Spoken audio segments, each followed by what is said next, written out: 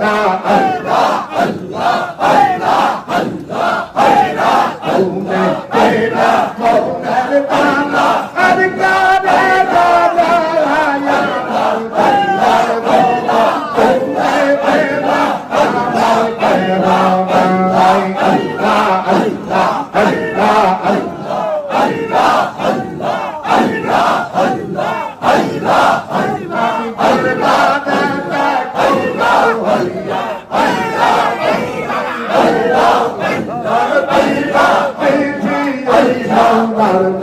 Ghiền Mì Gõ